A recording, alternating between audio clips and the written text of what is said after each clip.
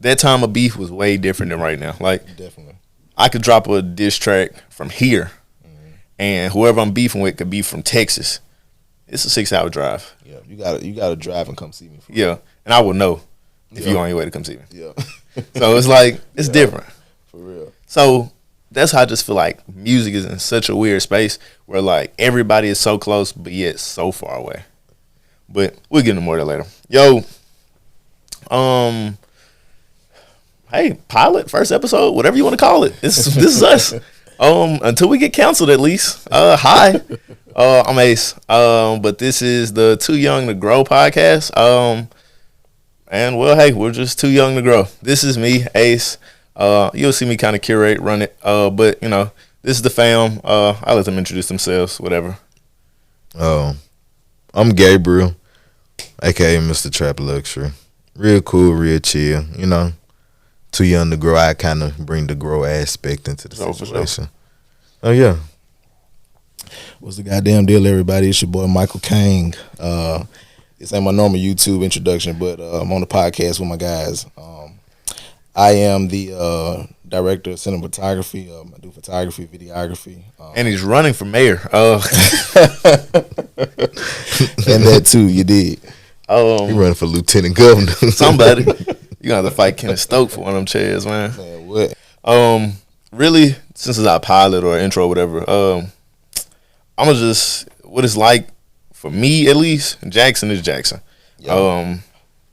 You'll see us at probably the top of all the bad lists and the bottom of all the good ones. Don't really know why. I mean, I know why, but I don't know how to fix it. It's just life here. But we get a bad rap, even though we get a bad rap. So it's like, yeah, we know we bad on statistics, but you can also see somebody trash us on social media about having like gravel roads, and we do. But hey, it's because they were regular roads at first. Exactly. We just too poor to fix them. So that's that. But growing up here, we all kind of grew up in the same area. I think we went to me and Gabe went to the same elementary school, middle school, high school. Gabe came to my alma mater or college later, but for the most part, we've been around each other for forever. Mike, a year younger than us, but you know, hey, we all in the same circle for a while. But this fam, Mike really a old man in a young man's no, body. Sure. Like, I be telling folks like Mike, my little brother, but it's not like he don't act like my little brother. He act like one of us. He act older than me. He act like he 50 and he sit on the porch Morgan Freeman and drink Paul Masson out of a red Dixie cup with like bad ice cubes in it. With sunflower seeds. With sunflower seeds. And dill pickle flavor. That's a even though that's a horse of a different color. See, but, that's what I'm saying. Who says? All right, whatever. I'll leave it alone. That's a civil rights analogy, bro. I don't know what that is, and it sounds racist, but I'm gonna just let you make it.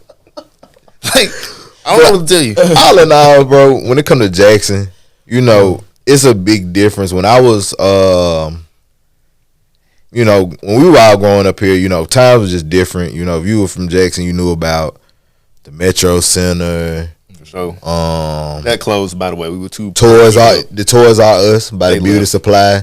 Like, it was a lot of stuff about Jackson that, like, if you grew up during that time, it was a lot of stuff to remember that ain't here no more. Right. And it's not like we don't want it back. I would like to actually see Jackson flourish a little bit better than what it had, because we're the capital city. And when you go to other capitals, it look like capitals. They look like capitals. You know, every time you got craters for potholes and things of that nature. And, you know, it's a very beautiful, tragic love story with Jackson.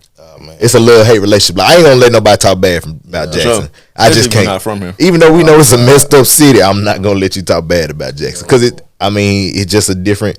It's a different struggle. Yeah, it's a different struggle. Like, but you know, to each their own. I mean, hey, you know, we got some people that put on 60 Minutes how Jackson look on the outside, but that's another story for another day. I mean, hey, but I don't want that to get lost in the fact that still is Jackson. Like, I could tell people that we got all these great things going here, which we do. We got a lot of great things going here, and that's probably one of the things I want to shed light on, just not in this podcast, but like throughout shooting the other ones. I want people to understand that, we get a bad rap, and we get a lot of bad publicity, but it's still some great things here.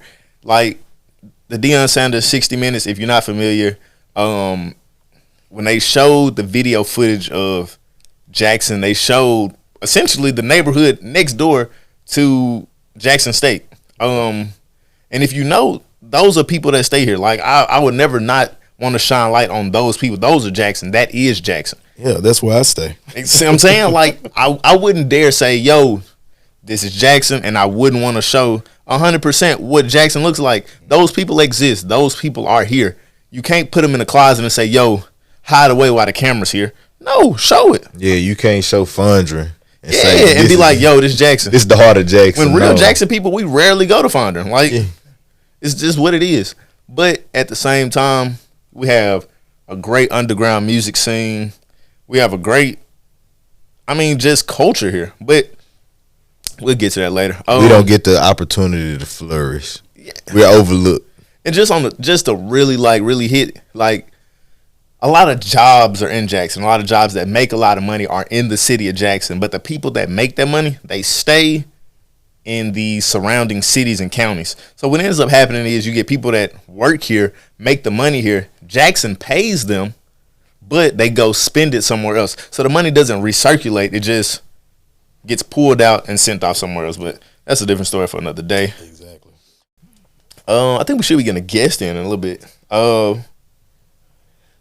Y'all got anything else for the days? Really? I got some. What you got? Well, even though Biggie Smalls only brought one shot glass, I just want to say it's actually two. Uh-huh. So now you're not gonna get one. So I want to shout out my boy, man. These guys, they work really hard. You know what I'm saying, to get to where they going.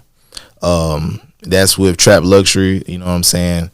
I don't do good accepting flowers, so I'm gonna go get, I guess. The Diddy.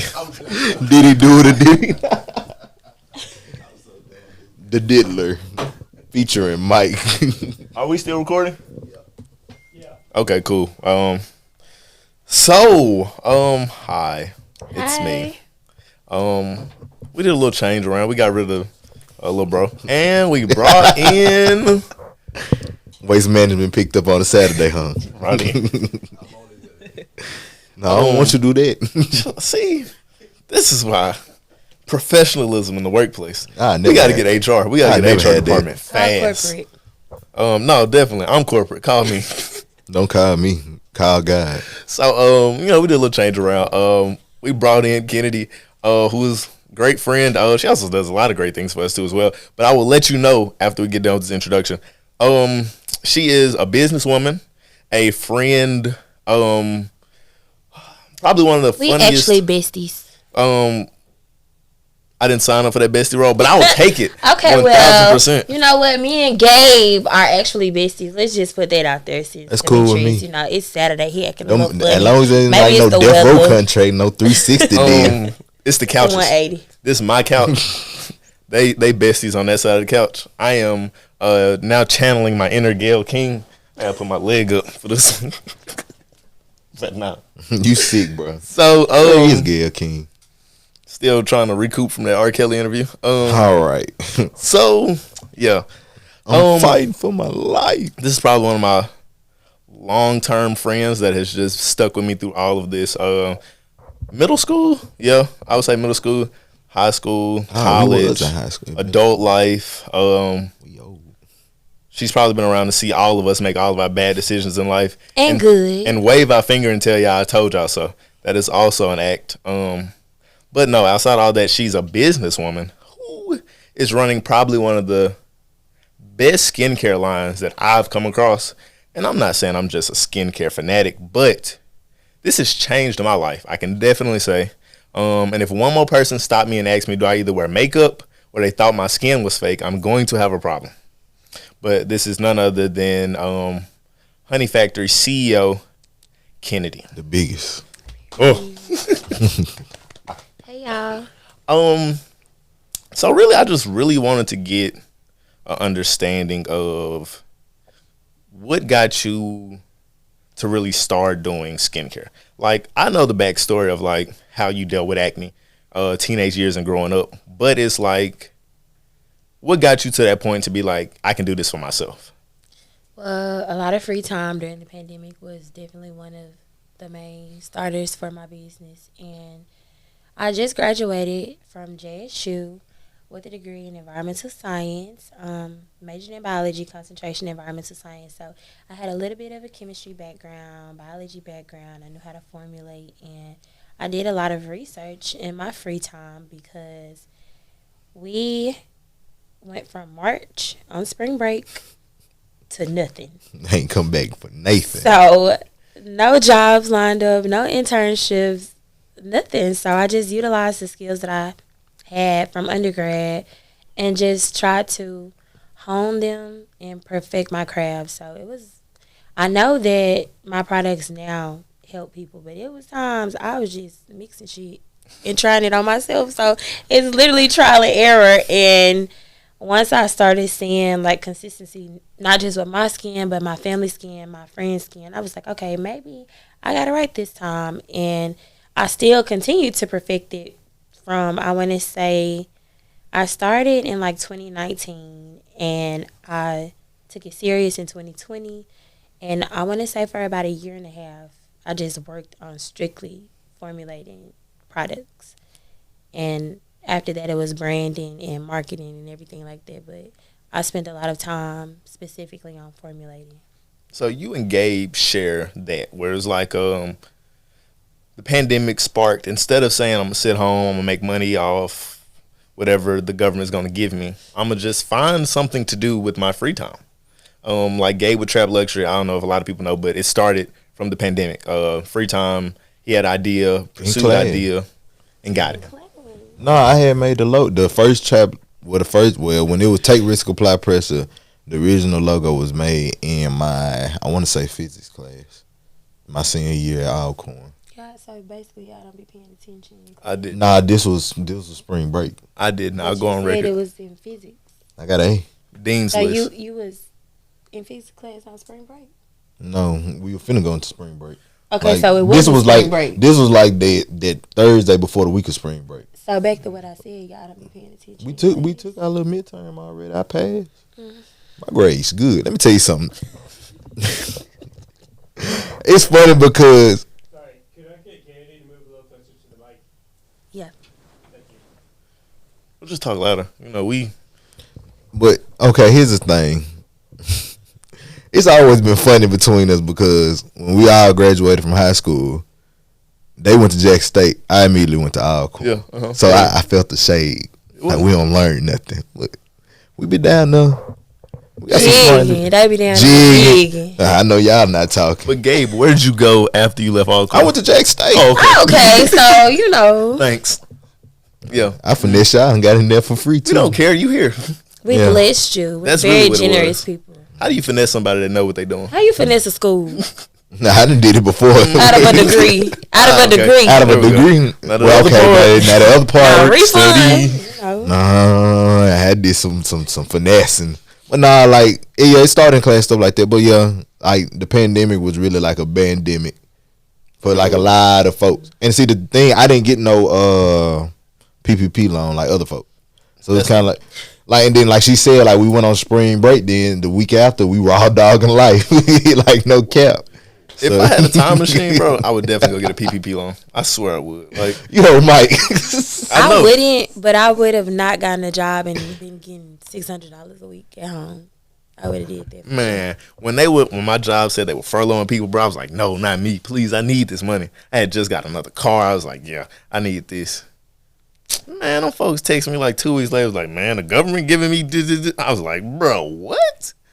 I was working at the unemployment office, so you know I'm pissed. I'm helping everybody else get to $600. I worked at Walmart and Lowe's before I got my job now. It was just I was thugging. terrible. So, really, the pandemic just kind of sparked a lot. And then it was basically you had knowledge, you put that knowledge to use, and free time, the simple recipe. So, how do you do that now after the pandemic? The world's open. We busy again. We got real jobs again. I know none of us work where we worked during the pandemic. So it's like, how do you balance working and running basically, from what my knowledge is, you run this on your own. You have help from family here and there, but for the most part, the bulk of the work is done by you. Yeah. And I mean, Gabe has me to help whatever little bit I pitch in, but for the most part, it's him running. And it's like, how do y'all balance that with work? Gabe was in school at the time, and just still trying to live and enjoy life. It was, I don't know. It's just kind of like you, when it comes to my creative process and things like that, I kind of like a spur of the moment type of person. Like, it's no way I can just sit here and just say, okay, Gabe, you go to work Monday through Friday, you do your 9 to 5, you go to the gym after till about 7 o'clock, you come home. I can't have a set schedule. I'm one of them spontaneous people. So that kind of fueled my creative process. So in the pandemic, it was like, it was a weird transition of not doing really anything. Trevor literally was like, I'm a work this wherever I can. Yeah, it's kind of like whatever I feel at the moment, and I can put it in my schedule. Yeah. See, that's yours. I know the back of your work is design, negotiate prices, get things sent in, shipped in, cool. And I know Kennedy's, on the other hand, is actually physically mixing, making, cutting, forming, Gucci man, printing label. I mean, Gucci man in the kitchen. Quite literally. The setup is a real hands-on setup. So where Gabe gets the luxury of, I'm gonna send him an idea, send me this in 2 to 3 weeks. You have to physically make it. Yeah. Yeah. So I started with a schedule. Well, when I first started my business, I was working at an environmental consulting firm, and because of the pandemic, we got laid off. Mm-hmm. So afterwards, it was more so like I still have a lot of free time on my hands now. So I would get up at 6 in the morning, work out, make breakfast, straight to Honey Factory. So whether it was formulating, whether it was making or researching, marketing, and everything like that, I was always doing something for Honey Factory. So once I got another job, when the world kind of opened back up, I still kind of stuck to that schedule. But instead of working out, I would just make products and fulfill orders. Or I would catch up on emails or plan out content and make content and things like that. But it started for me with a schedule. Now I've kind of pivoted my goals for my business. Like when I first started, I was like, I'm going to be a multi-million-dollar brand. Honey Factory going to be everywhere. And I still have those dreams and aspirations, but they're more realistic. My main goal for Honey Factory was to help people feel more confident in their skin and, you know, give them a boost of confidence. You don't have to wear makeup to be pretty. You know, your skin is your skin. You're going to always have that skin. It ain't going nowhere, hopefully. But it's more so like this pays my bills and allows me to live comfortably. Mm-hmm. So a year and a half into my business, I was only doing that. That was my only job. And I paid every bill. I was never late on anything. And I was very grateful for that because it's people with real jobs that's behind on stuff. So I'm traveling. I'm, you know, buying whatever I want. I'm still living a good life, and I'm being able to afford that off my business. So then I went and got another side hustle and a real job because, you know, insurance is important and things like that. So a real job, another side hustle. And now I'm like, since I have a little bit more on my plate, as long as I stay on top of my business, I don't beat myself up as much to be on the cover of Essence right now. You know, it'll happen, but I'm still pivoting for what I have in front of me right now. Okay. So I see you said that you stopped going to the gym as much. And basically it sounds like you have a busy day-to-day schedule, or I mean a literal schedule. Working or creating a brand that is all about skincare and self-care, how do you balance your self-care in with a busy schedule? Like Gabe, for an example. I know Gabe goes out. He may hit up a club every now and then. He likes to have fun outside, which is the opposite of me. But still, I know Gabe, that's his self-care.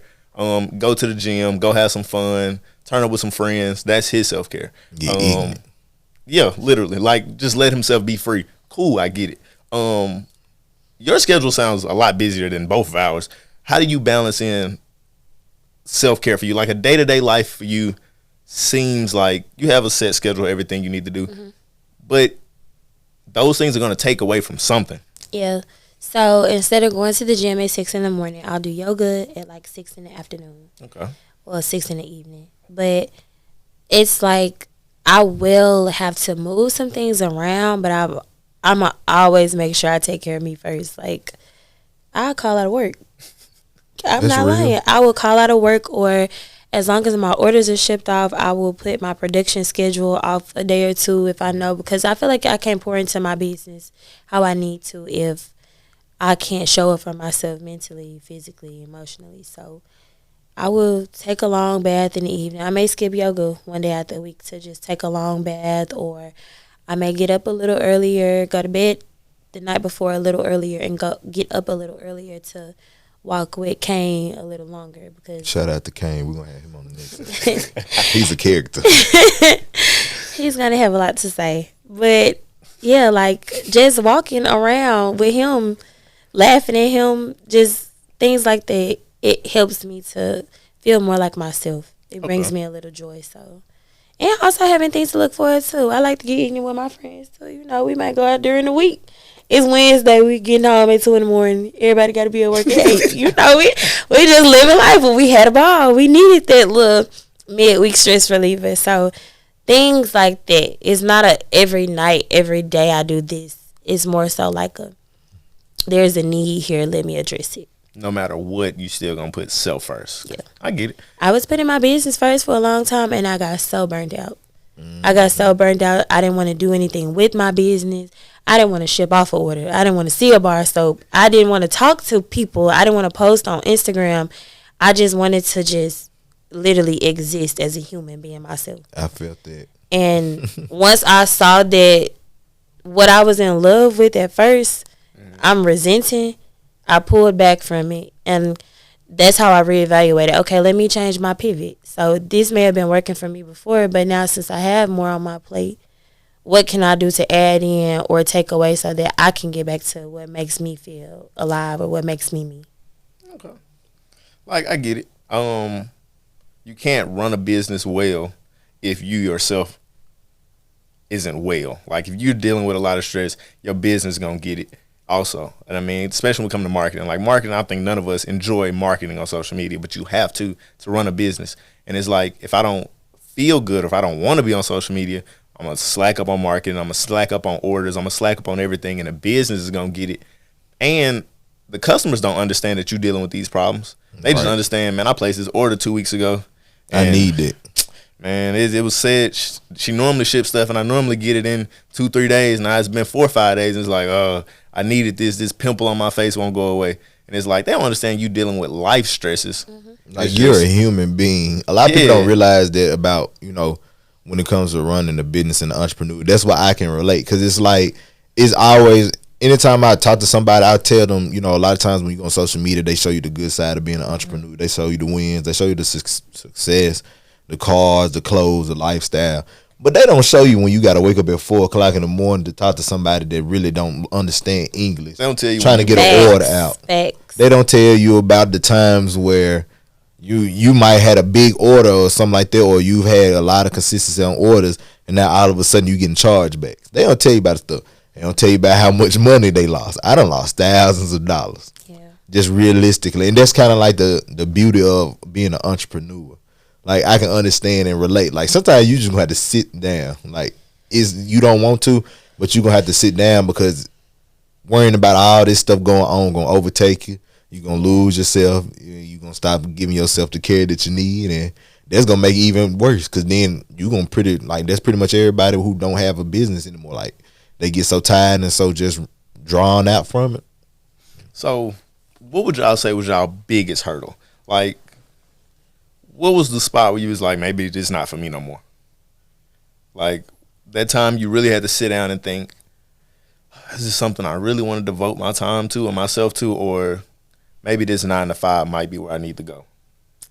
I haven't made it there yet. I haven't had that feeling that it wasn't for me. I have had, like, okay, well, let me just go get a job, because I can clock in every day. I know I'm going to get paid. Definitely. But I never was like, let me get a job and quit Honey Factory. What you got, Gabe? After you. It ain't that Sponsored bad by either. I got a drink for this one. I've had times where I just want to completely give up. It's been a couple times. This ain't nothing like habitual or anything, but it was like at one point it was kind of like, I don't know. I think I kind of put too many expectations on myself that I wasn't able to succeed at the moment. And I'm just one of those people. I'm not gonna say I'm an overachiever. Y'all might think that, but I don't feel like I'm an overachiever. I just like success.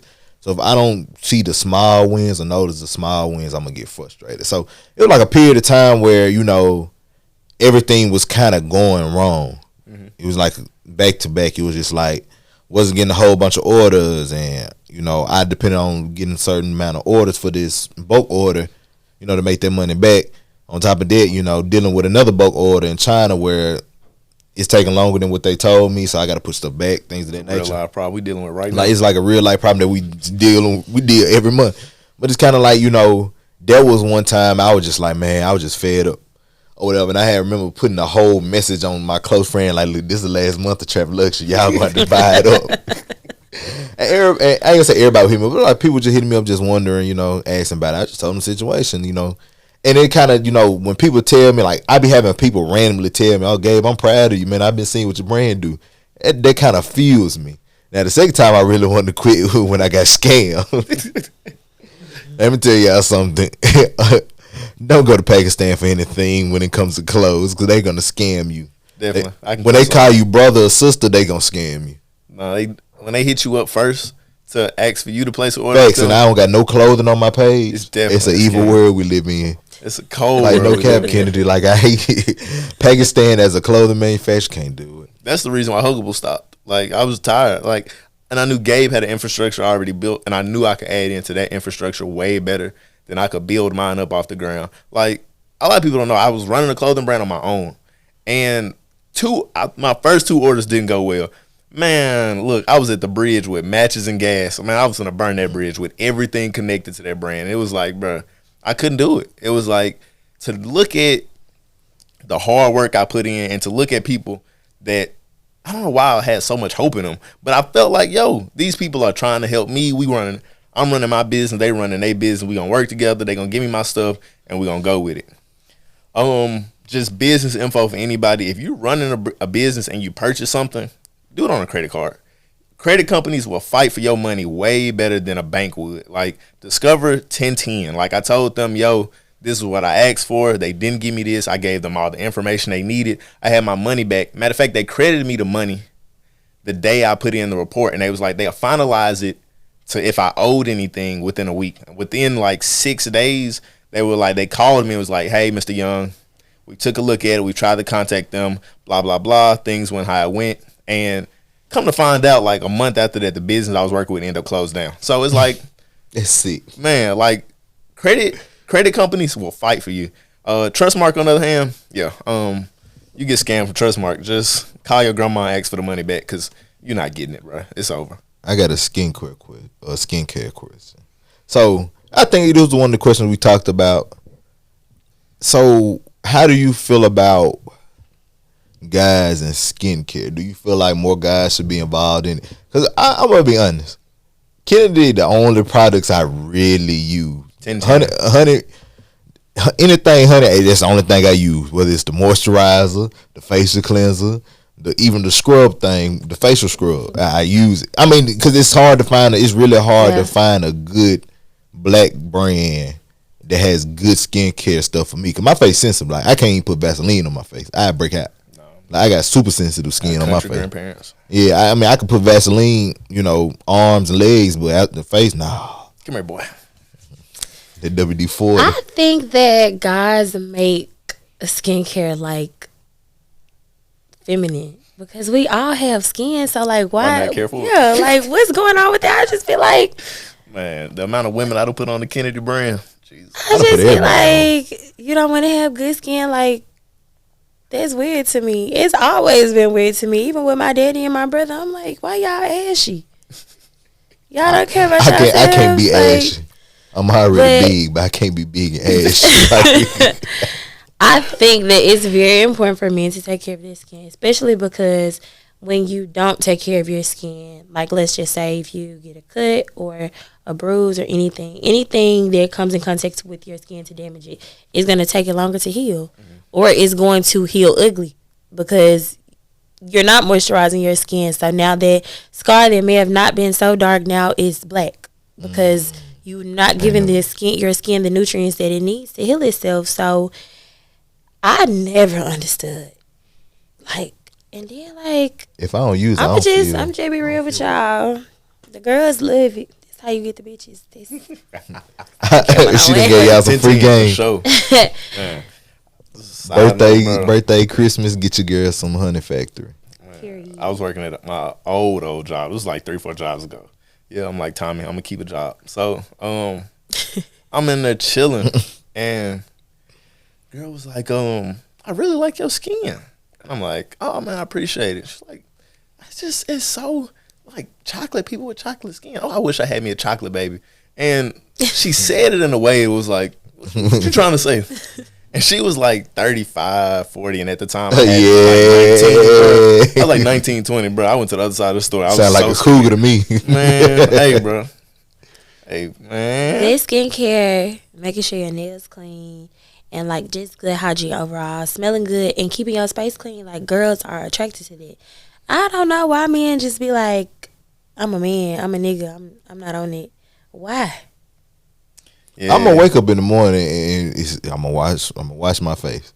Hey, for sure. I've always been like that. Soap and water originally, but until I started using her products, when I started using her product, that's when everybody was like complimenting my skin. Like, you got some really nice skin. I'm like, yeah, I use my homegirl stuff. Here the link. Man, Appreciate if you think after haircut, you think you look good after haircut, bro, you're gonna look 10 times better after haircut with good skin. Yeah, like, 10, yeah. It hit way different, bro. You're gonna be like, yeah, I need to go to Target real quick. Like, yeah. Literally, like I put my brother on to getting facials, not because he was like, why do I need a facial? I'm a boy. You a boy with stuff in your face. Fix it. Like, you too young for that. So stuff like that. Me and my daddy go to the nail shop. He go get his little manicure. He might not get no clear coat because he old school. Yeah, but he likes to keep his nails clean now, like stuff like that. I think it's very important for men to take care of themselves, not to necessarily beautify themselves if that's not your cup of tea. But I do think it's important to take care of yourself. Be decent. Yeah. Don't be out here being no Don't be trifling. rinky dink. So, me and Gabe run in Trap Luxury. There are brands. I wouldn't say that we are influenced by, but there are brands that we keep an eye on. Like me, Tyler Creators, LaFleur brand. That's a brand that I really like. Gabe recently has been a lot of Hellstar, and I wouldn't say it influences our brand, but it just their journey. Yeah, like LaFleur is a luxury brand, but I wouldn't say a weird luxury brand, but it's a niche luxury brand. Like, and Hellstar is on the other end too. It's like more of a urban luxury brand. And what ends up happening is both of our creative designs meet in the middle, and we get Trap Luxury from that. So, with your skincare line, is there anybody that you were influenced by? Is there a brand that? Yeah, I would say my top 3. Urban and Eden is a skincare brand based out of Atlanta, Georgia. They have 2 black founders, a husband and a wife. And I started looking at like their journey from YouTube because, a lot of people early on document their early successes on YouTube. And I was already following them because I was interested in purchasing their products myself. So I really appreciate the way that they make entrepreneurship seem realistic. They tell about they messed up this batch of soap and it's costed them hundreds of dollars, or like they'll show like we may have pivoted because we had children, things like that. We expanded, we got a new warehouse, we have new employees. So it's just really something to look forward to on their end. I will also say like these 2 brands aren't skincare brands, but I still look up to them because I admire like the dedication and consistency. De'Ara, she has a sunglasses line called Laura Vey. I love the marketing. It's just very her. And that's something that I strive for with Honey Factory. I don't want you to look at Honey Factory and be like, that's not really Kennedy. Yeah. I want you to look at Honey Factory and be like, that's Kennedy. Like, that's exactly what Kennedy embodies. And so that's kind of how I always wanted my brand to be. I'm not doing nothing that I wouldn't do personally. Like, I may do it more professionally because it's Honey Factory, but I'm never stepping, like, to something else to bring in a different audience because I value the audience that I do have. This what made Honey Factory Honey Factory. And I'll say my last one is a jewelry brand called Sucre Couture. The founder is named Kimmy. We actually shared the same social media manager. We both worked with her closely, and I have loved the way that they market to their audience. Like, it's like, okay, it's Mother's Day, baby. They got the mamas doing everybody hair.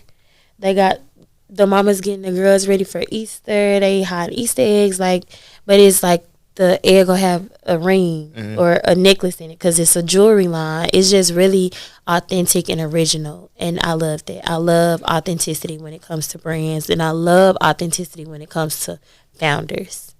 So those are my top 3. Okay. And they're all founded by Black business owners. So. I got 2 questions off of that. My one is, just knowing you, and we've talked about this before. There are a lot of skincare lines out here, but there aren't many that are tailored for Black skin. We have a different makeup of it, and from just talking to you and understanding stuff, like even with sunscreen, it's like you have a wide range of them, but some of them are a little better for us. Yeah. Do you feel like Black skin is represented well, or even just young Black women, as in the fashion world or skincare world, is represented well? Because my second question is, like, what will help you take you to that next level? And they kind of pivot off each other, but really I just want to know first, do you feel like Black skin is represented well, or is it just, because right now I feel like it's trendy. Even Huggables did, like, they do like Black baby Pampers, and they supposed to have like, I think like cocoa butter in them. I don't know, bro. But it's like, it's like you see people try to tailor for Black people, Kind but of like the Band-Aids. yeah, like, Yeah, literally. That's what I was going to speak on. So, like, I feel like we're making more noise to be included in things that we should have already been a part of originally. So, like, I'll use the Band-Aids, for example. We use Band-Aids that work the same, but they're not tailored for our skin tones. Definitely. Because you see that they pink just like, Band-Aid from across yeah, they the just world. like, it worked. Put it on. Definitely. So, Black women in particular, we make up a huge market for the beauty industry, period. So I think now we're making more noise in makeup and beauty and hair and skincare because they see that our dollars have value. And if we don't support these brands, they could really take a hit in their businesses. So while I do think we're making more noise, I will say there are just some things that we're not included in all the way 100% yet. Like a lot of billionaire corporations do their skincare testing on white Caucasian males. So it may work for them, but it may not work for us. If they're doing sunscreen testing on Caucasian people, it's like when you put it on a Black person, it's a white cast or it's a gray cast on top of our skin because it's not for melanated skin, but it blends in with theirs. You'll never know they had it on. So we are making strides, but I will say, like most things in life, it's not 100% equal. So I mean, like, basically, these companies they're doing what they think is diligent research, but it's like you're using a pool of people that isn't true to what you are actually selling to. Like, we need skincare and we need sunscreen. We need all of these items, but it's like you're not intentionally. I can't speak for them, but I'm realizing, or what I'm hearing you saying is they may not be tailoring it for them specifically, Right. but you're using a pool of people that doesn't reflect the people that need it. Right. Some brands in particular, like, they just like, well, if you can't use it, we making enough money anyway, so find you something that works for you. And they have the right to do so. It's messed up, but I mean, it is what it is. But Segregation. That's all that is. I also feel like we still have to play our role in supporting the brands that do include us. So, like, we may not have the same amount of funding or the same amount of dollars towards our investments and towards the brands that are targeting us specifically, but we do have quite a few. Like, we have Black Girl Sunscreen. So, you can put that on anywhere. It comes out clear. They literally have matte, they have regular, they have all kind of SPF ranges. So, it's just really finding what works for us. It may take a little more time to find what works for us, but like Black Girl Sunscreen, it's available. It's in Target. It's accessible. It's in Walmart. Now. It wasn't always there, but it's there now. So I just try to be thankful for what we do have and then try to pivot to where we can bring more things for us into our spaces. I get it. And I think that's something that they should start including in. I know sometimes with different colleges they'll do like different events. You know, with me being in a fraternity and her being in a sorority, we kind of understand. You know, there'd be events like that, stuff like that. But I think, you know, when it comes to stuff such as understanding the whole skincare thing, I feel like that should be more implemented. Really, high school. I mean, it's a hygiene thing. A lot of people don't really fail to realize that your skin is a part of your hygiene just as much as taking a shower and brushing your teeth. Honestly, I would say probably before then. I know Kennedy does a lot of working with the youth, but when that step of puberty hits, yeah, when the armpits get funky, and it's really when you start learning how to care for yourself hygienically. Skincare should definitely be in the conversation. Some people got to scrub a little bit harder than others. Yeah, and then like your skin is literally the largest organ that you have. So, growing up, you have to do what you have to do to maintain it. I know when I was in middle school and even high school, people will always say, like, you don't have any scars on your legs. definitely. And I'm like, okay, like, but I failed. I've had bruises and scars and things like that, but they heal different because my mama don't play us being ashy. She gonna always put lotion on us. She's gonna always, if we have a scar or scab, she's gonna put Neosporin on it. Yeah. If we get burned, hydrocortisone. It's how you treat your skin, how you take care of yourself hygienically. So, like, yeah, you fell down when you was 6, you scraped your knee on the sidewalk, and you never did nothing for it. You were ashy for the next 15 days. So now you done picked at the scab. Definitely. It's not gonna heal the way that it's supposed to because you didn't take care of it. Just slap the Band-Aid over, no Neosporin. Yeah. So things like that should be taught at a younger age because, train up a child in the way they should go. And that's very true. But just to touch back on, like, you were saying, like, these companies don't, I feel like the companies that do support us, we just have to do a little bit more pushing to, for us to understand that they're in Target. Like, yo, that regular quote unquote sunscreen that you've been using, not really for you. But this one right here is for you. You should try this. Like, we go into like Family Dollar and grab whatever sunscreen we can get, spray them little kids down at the beach and send them on. Now they great running around the beach. It's cool. I mean, any help is better than no help. Looking like an alien. Exactly. But it's like, I didn't know. I mean, I knew they were in Target, but it's like, if I didn't talk to you, I probably wouldn't have known they was in there. Mm-hmm. Yeah. So, just to say that, it's like, what for you do you feel like will help take you to the next level? Like, me and Gabe, we kind of got an understanding of what to take Trap Luxury to the next level. A little bit more marketing skills here and there. We get just the time we can really get ourselves there, we feel, at least. From where we're sitting right now, it's like, yo, these 3 things need to be done. We'll do them. We'll get there. You and Honey Factory, what do you feel like will help take you to that? Now my stuff is in Target. Now my stuff is in Walmart. I would say networking for sure because you can meet the regional director of Target and now you got a meeting next week, just because you made a great impression. But networking, time, like you said, of course, time brings experience, it brings knowledge, it brings resources, and investing. I would say I have a lot of great ideas for my company, but I don't always have the money to back them. Mm-hmm. And I also don't always have the help. So if I had more money or more funding and the extra help to push the ideas that I I do think I'll be at the next level. But I don't rush it because I know where I am now. It was a point in time where I was praying to get here. So I think it all come in due time. You want it to be authentic. Yeah.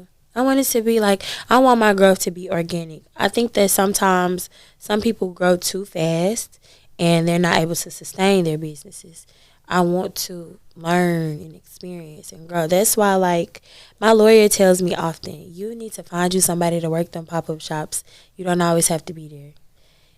I'm like, why? I want to see the people that come support me, you know? So I want to make sure that they feel appreciated for supporting my brand and things like that. And, you know, we go back and forth about it. She understands what I'm saying. I understand what she's saying. But her end goal is to take me to the next level. That's literally her job. Like, she's looking out for the growth of my business. I'm looking out for the brand and authenticity and the way that it's organic. And I think once I find a happy medium, it'll be perfect. That's crazy. Because, like, I look at it like this. When I see you post a pop-up shop, it's like my mind goes, that's a guaranteed place where I will see Kennedy and I'll see her mom. Shouts out to mom. I'm going to show up to the pop-up every time to get a hug. That's my mind. And it's like, I feel like with you're trying to build a quote-unquote cult following. Like, these people know Kennedy. Kennedy's reachable. The honeybees. Yeah, like, them the people. Them her people. So it's like, I think your mind is on more of, I have to get the people that I know support me to love me. I wouldn't say love me as much, but, like, I want them to be able to feel like they can reach me and that these people will always support me. Where your lawyer's like, yo, you got them supporters already. Yeah. They love you. They there for you. We trying to get you some more. Right. And, I mean, she makes valid points. And that's what I'm saying. I didn't even think that's about a very valid point. It's like, but it's something about tending to and nurturing those people. Like, we go to pop-up shops, we'll get our regulars, like, and it's like, yo, I appreciate you. Like, it becomes like family again. It's like, yo, what's up? How you been? We done talked a bunch, so it's like, yo, how your family doing? Blah blah blah. These are conversations that aren't even business related anymore. They're more of like catching up with your friends. Yeah. So I mean, I get it. I never thought about that, especially from your lawyer standpoint. Like, yo, you got them. You can send somebody to 15 different pop-up shops. You can send somebody with a package. Yo, go to Atlanta. We got a pop-up shop here. Right. Sign up for that one. You don't have to be at this one. Just send somebody trusted. Yo, go handle that. But us, as in all three of us, is like, yo, no, I want to shake hands and meet these people, take photos. Right. And I also have, like, a sense of hyper-independency. Like, I just feel like maybe I could do it better. Or, I got it. Yeah, or I could make sure it sticks, or they may ask you a question that you may not know the answer to. I could answer it right off bat. So yeah, it's it's a little complicated, but I definitely appreciate my lawyer. She gives me business advice from a different perspective. It's like she takes the emotion out of it. How you know she about her business? Yeah, because her thing, she got a lawyer. Even with I'm my own lawyer. I'm Mr. C&D himself. It's me and Gabe quick to be like, bro, I seen something. We need to. Hey, we got to get no cap. We had this. It was like the end of last or something like that. So we kind of really got our name and everything. Like everything was officially trademarked. So if you know anything about trademarks out there, you know it's a long process. Yeah. Like it took us like a year and some change to get our trademark. So I'm on socials or whatever, just scrolling.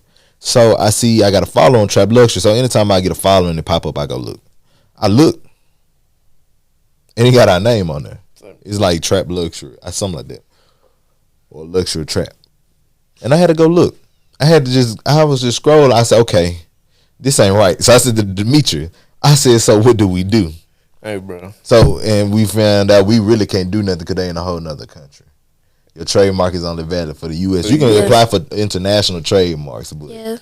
Well, that's similar to like UGG, Australia, and UGG, U.S. Yeah. But, I mean, I guess you just better hope your audience know you. Yeah. So, me and Demetrius were talking about it at one point.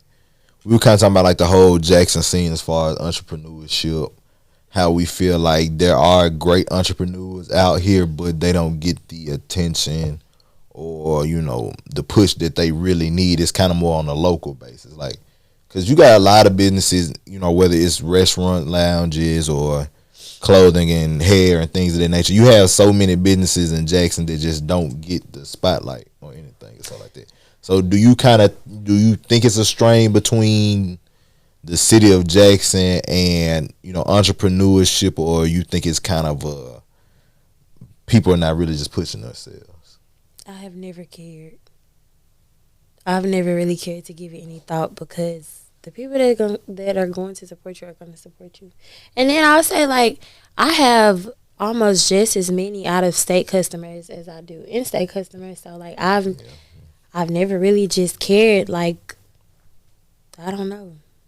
I don't think I'm the best person to ask that, because I've never paid attention to it. I don't think it's that we care. I think it's just a thing of us, me and Demetrius kind of talked about it, like us being in Jackson. Yeah. You would think Jackson people would support Jackson people until you get a business and you realize Jackson people really don't support a lot of Jackson people. Everybody say that. Like, but it's some loyal followers. From? Yeah, I don't fuck with you the same as other people would. Baby, Boosie say that all the time. That's so crazy, because it's like the world is so small now from social media. It's like, why you don't support the people in your backyard? Right. Yeah. The people that you can tangibly touch. Why you don't support them? But that we get orders from New York like crazy. Like, Texas, Cali. Facts. Like, all of our orders are mainly out of state. We just really started getting more of a quote unquote influx in state. And like, I mean, I had the same attitude though. It don't really bother me. Now, granted, I would like for people to, you know, support your own people, but, you know. I think, like, or maybe I'm not going to say I don't care. Maybe I've never paid attention to it, because I've always had a strong support system from my friends, my family, my line sisters, sorors, teachers, classmates. I just never really cared about. Miss Gill use honey factory? Chill out, bro. I bet she would. I bet she would. I bet if I take Miss Gill some honey factory, she gonna be using it. She gonna put her students on. Shout out to you, Miss Gill. But you know how we rocking the no shots out. For me, at least. Kennedy. But that couch will love you. I love you, Miss Gill. But no, it's funny she watched this. I don't know. I just, people gonna hate. That's facts.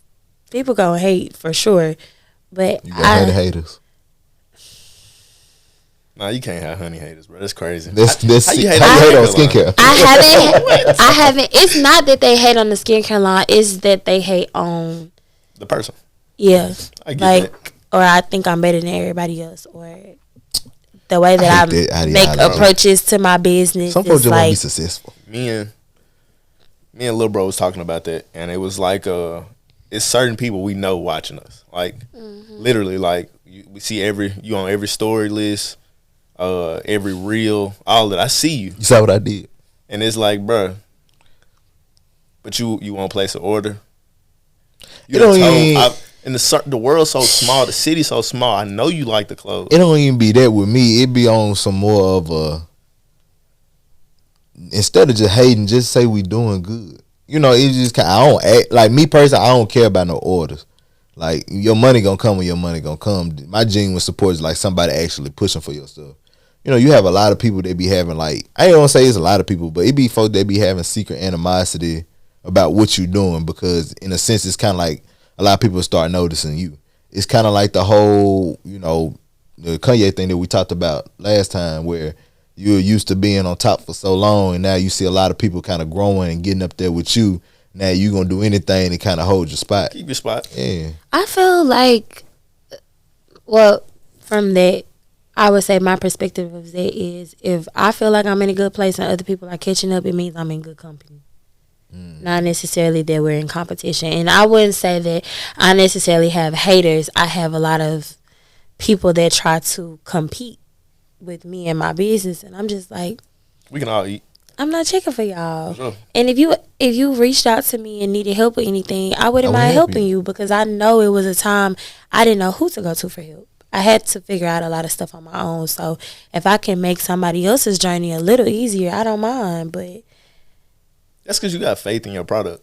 Like, you know that your product is going to do great, no matter if there's somebody else doing great as well. Yeah. Dope. It's going to sell. And like, dope sell itself. That's facts. It's so crazy. Like, my social media pool doesn't show the amount of people that I know in real life. Like, it's a guy, I can't remember his clothing line for nothing in the world right now, but he was at the outlet mall, and I think he stopped me and asked me about Trap Luxury, and we stood and talked for 30 minutes. I gave him all the information I could on starting a brand. Zakari? No, I know. I actually know him. Like, me and Gabe, This was somebody else. this was just a young dude that wanted to start a clothing line. Yeah. And I'm talking to him for 30 minutes. Like, yo, Pakistan gonna do this. China's better here. You should do this. Hey, be careful on your GSMs. Like, all this stuff matter.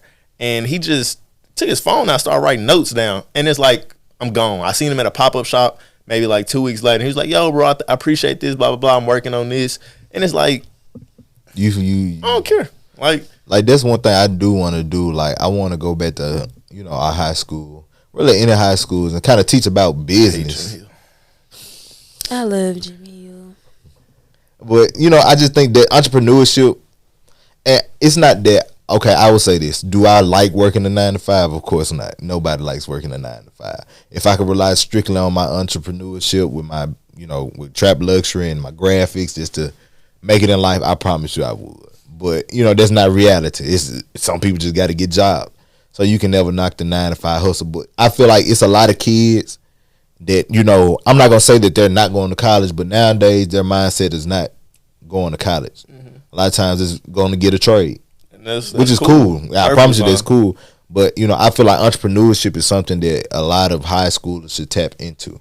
And that's kind of what I wanted to bring with this episode, was more of like, yo, it sound fun. It sound cool. Like, entrepreneurship sounds amazing. I create my own schedule. I do this, I do that. I run everything on my own, but it's going to take a minute to get like as easy as you think it is. Like, I mean, if you listen to both of them tell you, like, this is a lot on you mentally, physically, and it's not as easy as like, yo, I'm going to get on social media, I'm going to do the pre-order method, I'm going to sell this, sell that, and I'm going to be rich. Yeah. Not going to happen. It's not that easy. And if you do, like, it's not organic. And even if it is, you're going to be here 1 minute and gone the next. Like, one hit wonder. I hate bringing up V-Long, but V-Long did great really, really fast. It had its run. And it's like, now nobody wants to support V-Long, which is crazy because they were doing pretty good. The graphics were decent. I like the stuff. It's just like, yo, they blew up fast. They didn't create a quote-unquote cult following. Now they're on to the next. What ended up being what, like, Denim Tears, Chrome Hearts, the same people. Chrome Hearts totally did. I forget what Chrome Hearts. Chrome Hearts some real deal. I was about to say Chrome Hearts been around for a minute. Yeah, Chrome Hearts. I'm saying the people jumped from V-Long and went to the next, whatever. They went to Chrome Hearts. They went to Denim Tears. Denim it was Tears. like, oh gosh, I hate Denim Tears. I think it's more so what we see in the media, because a lot of like what I've noticed, especially from clothing brands, it's like one genre of music is on something really heavy. Like, I'll just say Chrome Hearts, for example. It was mainly a brand that may have been worn by like rock stars. Mm-hmm. And now you see Japan brand, I want to say. You see more like rappers in it now and things like that. Or like I'll just say Lucky Brand. Lucky Brand, it was like a hippie brand for a really long time, and now you see like models in it for just everyday wear. So I think it's more so like what we push in the media. And I also think that's why Tyler, the creator, is doing a really good job of making his realm of fashion and music work for him, because he's always just been like himself. Mm-hmm. And as he evolves and his music evolves, his fashion evolves too. Definitely. So now we're seeing a different fashion sense in, like, you can wear trousers. Like, you tried to wear some trousers in high school. They like, dude, what you got going? You got a project today? Nah, like, but now Jim Hill, boy, he used to get rough around now. And now it's like, yeah, you could wear trousers on a Saturday because the weather nice outside, or you could wear loafers just because, like, fashion is becoming more acceptable in areas that it wasn't necessarily made for. Correct, I agree, and I think that's the thing about it too. It's kind of like, I kind of appreciate how certain, influencers or media personalities and stuff like that, I kind of appreciate how they go about things, because it's kind of like they don't try to follow a trend. They kind of create their own lane. Tyler, creator, he does music, but he's also into fashion, not streetwear, fashion. Just so fashion in general. You know what I'm saying? So that's kind of add a little more purpose to their journey and things like that. And so that's kind of what we've been trying to do and things of that nature. I think more so of kind of like, it's like if you ever heard me and Demetrius conversation, you know we be spitting out the stupidest but best ideas ever. I'll be watching a movie and I find a shirt that I like. I will instantly Take a stop picture the of the movie, shirt. take a picture, send it to Gabe, and be like, "Yo, can we do something with this?" Gabe would be like, "Nah, this. All right, cool." It'd be like a horse fighting a donkey or something. First play on the movie, back to doing whatever. Like, I love seeing like trap luxury outfits. I love to see the way that people dress them up. I was in a whole nother state. I don't know if I was in Essence in New Orleans last year or Mardi Gras, but I'm like, baby, this trap luxury. Like, the boy was decked out. I'm talking about he had the shades, the shoes, the pants, like everything. And his shirt was like trap luxury. I think I sent you a picture of it. I was I like, think you did. yeah, I had to was go like, look. I'm proud of you. Like, that kind of stuff makes me happy because you took an idea that you thought of, brought it to life, and then made somebody else day with it. Like, I feel like that's really the bulk of being an entrepreneur, tapping into your creative side and evoking emotion in other people. 10 times out of 10, if you're a good entrepreneur, you like seeing people use your stuff Yeah. and wearing your stuff versus the money.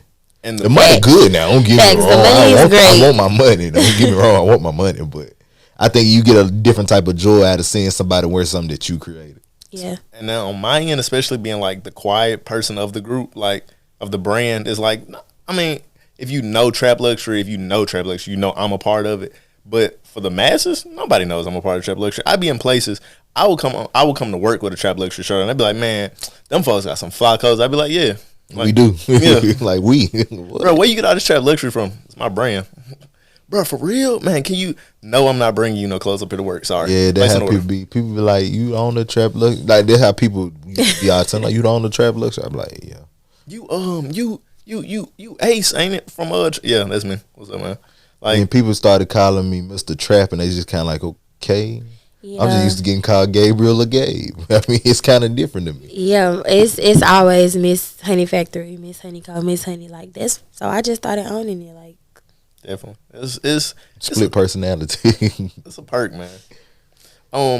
This is just a random question. So you wake up in the morning and you're no longer Kennedy. You are Samantha Gray.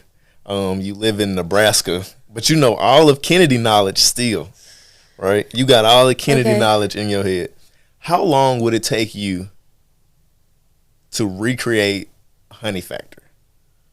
Like, Kennedy's living her own world again, but you want to create another skincare line because that's what you truly want to do at your heart. You still have all the knowledge. You still have all the information. How long would it take you from ground zero to get to where you're at right now? Gabe, this for you too. So how get your much thinking money hat up. Samantha Gray got? Samantha got Yeah, whatever that's amount of what I money it would Okay, take. because if Samantha rich, we can get this off the ground about 6 months. Like, Okay. Yeah, about 3 or 4. yeah, full-fledged marketing, products, inventory, production, storage, warehouse. Like, yeah.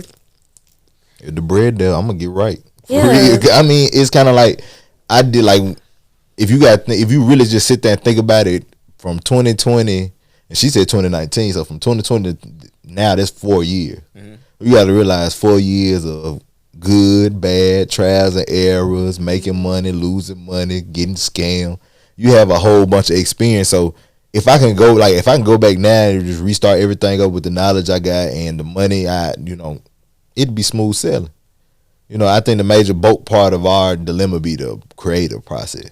Yeah. I think that it's not the ordering, it's not the putting this in XYZ. It don't be that. It really just be, what can I make that will sell? Yeah. I have a whole collection, like, ready to launch. And I'm just like, I don't like this. I don't like that. And it's making me, like, I'm so sensitive about it. I'm just like, I don't want to share it until I feel like it's right, because that's what I did with, actually, my mama was just like, you got to the end of this month.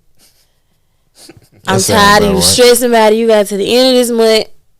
And she stayed on me about it. Like, she was like, I want you, we going to have a party. Like, my parents being as supportive as they were definitely helped me branch out and feel comfortable with sharing Honey Factory, because the day that I posted, like, the teaser, it was nothing but a bottle of honey with my logo on it. I was shaking. I'm not lying. I was shaking. I was pacing the room. I was in Arizona with Eric, and I was pacing back and forth. And he was like, What is wrong? over a post? You post on Instagram all the time? Like, I was just like, I don't know. The caption had been written for like 2 weeks. I was just so scared. And at my lunch brunch, I was just ready to have fun because at that point, you know, everything was out there by then. But before then, I was so nervous. Like, what if nobody likes it? Or, you know, what if I share it and people are just like, girl, what the fuck is this? Like, you know, I don't know. But I'm having those same feelings again. But instead of being like repulsed by them, it's making me excited. Because I feel like when I feel like that, I take my time and I perfect things. So when I do release it, it'll be like chef's kiss. I think that's the biggest fear ever, entrepreneur releasing something that's ass. Shit. It's just like, cause you know me. I got so many designs in the weed, like, bro. Like, it's so many designs that we got in the clip that it's just really ridiculous, and we not gonna drop them. Like, something that we really working on now is something that we made last year. Yes, I have 3 seasons worth of content for a collection ain't nobody seen but my close friends. And it's like, especially when it come to me and Gabe, it's like Jacket. me and Gabe have probably shot down $1 billion ideas from each other. And it's like, it's because we are so hard on each other and the brand. Like, I take, for instance, the our Sherpa hoodie and our Letterman jacket. When Gabe dropped that Letterman jacket and sent it to me, I was like, man, I don't know, bro. Like, it might do good. It might not. That's the one Duke Dennis was in. The Sherpa. Yeah. Baby, I love me some Duke Dennis. Get him some Honey Factory next time. Bro, when I tell you, I was like, bro, Gabe, I don't feel like that Letterman jacket gonna do. Gabe was like, bro, just trust me. I was like, all right, bro. So it became, now it's like, Gabe, just, it may not be for me, but I trust you. So Gabe released it. You have to hide that Letterman jacket for me to stop wearing it. Like, I wear that Letterman jacket everywhere. It's That's nice. my favorite jacket to put on. As soon as it get cold, I throw that on. And the Sherpa was, I wouldn't say my idea, but the Sherpa was something that I brought up. I don't even wear the Sherpas like that. I'll put them on, but it's like, yeah, cool. I'll throw that Letterman jacket on and be out the house. I don't have nothing on that match that Letterman jacket. I just be like, yeah, this is what I'm wearing today. I like them both. I like how I feel like the Letterman is like more of like a dress up. If you really trying to put that shit on, and then the Sherpa, you can still put that shit on with it, but it can also be like a more casual fit. And I like the little running man in the middle. That's my favorite part. But, man, pretty girls love trap luxury. Everybody. Pretty girls love good skin as well. Yeah. So take care of yourself, man. And buy your girl some good skin care. Man, hey, buy Honey Factory. That's the only one I know. Buy her some Honey Factory. Buy her some trap luxury. Man, yeah. Hey, we gonna work on some. See, we got some his and hers gift. On the way. We got some his and hers gift. You love your girl, buy her some Honey Factory. If you love your guy, your side boo, whatever he may be, just buy him some trap luxury. Sit down, moisturize each other's face, have a real romantic moment, clean each other's skin, and put on some trap luxury to go out on a date and go out to the city. Have fun. I don't know what I'm title this. This is just an interview between us. But man, I appreciate y'all coming by. This is great. I've had a great time. I really appreciate you coming by. I just really want to inform people that skincare is important. It's literally a part of your health care. It literally is. And you feel better. It helps your mental so much. Like, when you get out, I don't take compliments well. But when people tell me I have great skin, I be like, bro, there we go. No more acne when you got Honey Factory. That's it. But and even if you do got acne, that needs to be a new slogan. That's another thing that I just didn't want to push. Like, I didn't want to push super clear skin because there are some people who have hormonal acne. Definitely. But when you feel confident in the skin that you do have because you take care of it, that's what Honey Factory about. As long as you've done all that you can do for your skin, it's like, I'm cool from here. Yeah, it's. I feel like good skincare just makes you feel a little bit better. Like after you said, like, it's nothing like leaving the barbershop after a nice cut and your skin look good. Your skin I'm finna go to Bath and Body Works. Bath and Body Works is crazy. What you doing up in there? I'm going to Bath and Body Works. Mahogany and teakwood candle. I would like 2, please. Get the intense. Definitely. I want to do some trap luxury candles. We're going to get that, Gabe. We can collab. Oh, that'd be nice. Bees in the trap. Bees I in the knew trap it. candles. That'd be so tough. Hey, y'all don't steal no idea out there. I already Okay. got a trademark. I'm on. Cause my lawyer don't play. Shout out to Alexis Armstrong. We ain't got no lawyer, but I don't play. I'm What's the up? lawyer. I'm like Frank Melton. I'm the law. No I'm like cap. Frank Lucas. It's at the snitching part. But hey, we got you. But man, I appreciate y'all coming by. Kennedy, you always welcome. Who your top 3 artists? Who your big 3? Okay, you know I'm gonna say Drake. That's one. We I got that really- already. SZA I love me some. Hey, sister. What's up, man? and Lil Baby. What? And next on the next episode of Man, let me tell you something. When it come to Dominique Armani Jones, we ain't gonna play no She games. ain't playing the radio about him at all. Mm-mm. Speaking of radio, look who walked Nah, in. bro. Thank you, big 4PL. You 4 4LB. You 4LB, 4 pounds. 4 pounds of crawfish. 4 plates, fool. This Leave it alone. insane. But yeah, man. Tune in next time. Hey, I don't know what I'm gonna name this, but just you'll see it some other time. Y'all want to hear a joke? It might be a little No, we dark. don't, Gabe. Roll credits. What type of match do you think 2 Mexicans fight in 1-on-1? That was Gabe. I appreciate it. Good night. I'm hollering. OMG.